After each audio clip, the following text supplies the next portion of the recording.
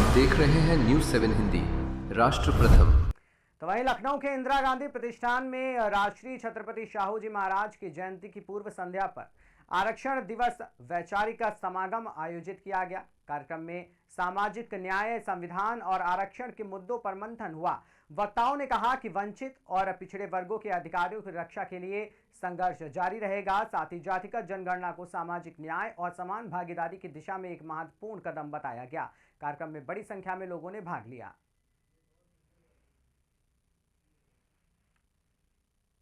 समय महासचिव लखनऊ शहर कांग्रेस कमेटी में हूँ इस समय। और जो ये कार्यक्रम है, जो क्योंकि वर्तमान सरकार जो है ये सभी वर्गों के जो है हितों के खिलाफ काम कर रही है, खासकर पिछड़ा और दलित हितों के बिल्कुल अलग। इन्होंने आरक्षण के प्रावधानों को लगभग बंद कर दिया है। जो भी नौकरियां हैं तो फिर आरक्षण भी खत्म हो जाएगा। दूसरा देखिए, दलितों के अत्याचार बढ़े हैं, पिछड़ों के अत्याचार बढ़े हैं, उनके केस रजिस्टर नहीं होते हैं। अभी 69,000 शिक्षक भर्ती आप देख लीजिए, उसमें आरक्षण के नियमों का पालन नहीं। पिछड़े वर्ग से है, दलित वर्ग से है, हम ये नहीं कहते किसी वर्ग के विरोध में नहीं है, लेकिन हम चाहते हैं कि जिसका जो हक है, जिसको जो सुविधा है, जिसको जो उन्नति मिलनी चाहिए मिलनी चाहिए। ऐसा ना हो कि कुछ वर्ग जो है, जैसे आजादी के पहले तो कुछ वर्ग बहुत आगे निकल गए, कुछ वर्ग जो है सामाजिक आंदोलन में सामाजिक हिस्सेदारी पीछे रह गए।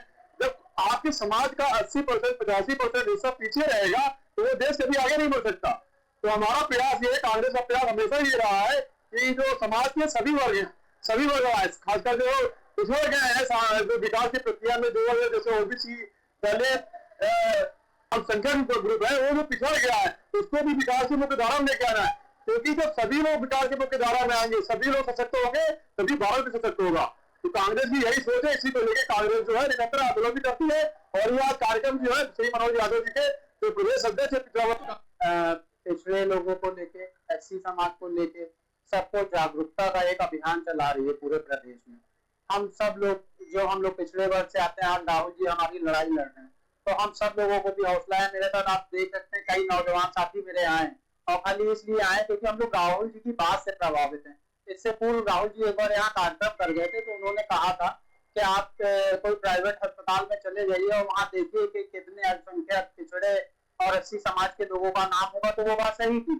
हमारे समाज का जो हक है वो जब कम हो रहा है या उसको मारा जा रहा है सरकार द्वारा, तो आज राहुल जी हमारी आवाज उठाए, तो हम उनकी आवाज को बुलंद करने सब है। मैं यूपी अलीगढ़ के इगलास विधानसभा के गोरई का रहने वाला हूँ, और मैं पिछली करीब 26 साल से कांग्रेस से जुड़ा हूँ। पीछे भी मैं एनएसयू का अध्यक्ष रहा, यूथ कांग्रेस का निर्वाचन अध्यक्ष रहा, जिले में महासचिव रहा, 4-5 डिस्ट्रिक्ट का यूथ कांग्रेस का इलेक्शन कमीशन में यारो रहा।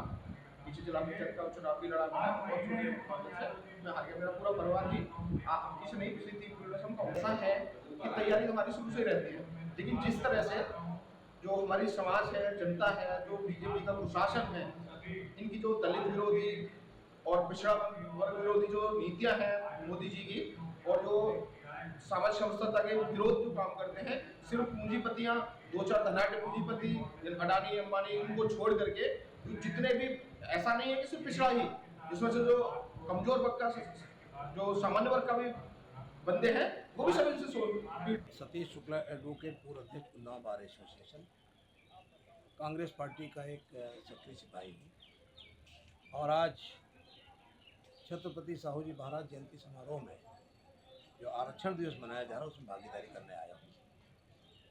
और देश की परिस्थितियाँ आप सब लोग देख रहे हैं। एक तरीके से ये कहा जाए कि देश का संविधान और पूरा देश इस वक्त खतरे में है।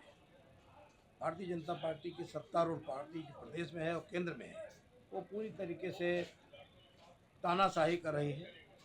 और यहाँ तक कि बच्चों की नीट की परीक्षा आपने देखी कि 2 मिनट भी जो बच्चे लेट हो गए, सालों से वो तैयारी कर रहे थे, उनको परीक्षा देने की अनुमति नहीं मिली। ऐसा पहले कभी नहीं देखा गया। पेट्रोल पंपों पर डीजल और पेट्रोल अब नहीं मिल रहा है। विगत 2 माह में 3 बार पेट्रोल की कीमतें बढ़ाई गई हैं। इस तरीके से मैं तो ये भी कहना चाहता हूँ कि बैंकों पर से भी जनता का विश्वास इतना उठ रहा है। सरकार की तरफ से एक बार नोटबंदी की गई, दोबारा इस तरीके से इशारे हो रहे हैं कि लगता है कि हमारा जनता का जो धन बैंकों में जमा वो खतरे में है। और जो आज आरक्षण दिवस पर जो भीड़ देखी गई है, पूरे प्रदेश से लोग आए हुए हैं, उससे ऐसा प्रतीत होता है कि इस बार केंद्र में कांग्रेस की सरकार बनेगी और इसके पहले उत्तर प्रदेश में 27 में कांग्रेस। हरीश भारती बरेली से हूँ और छत्रपति साहू जी महाराज के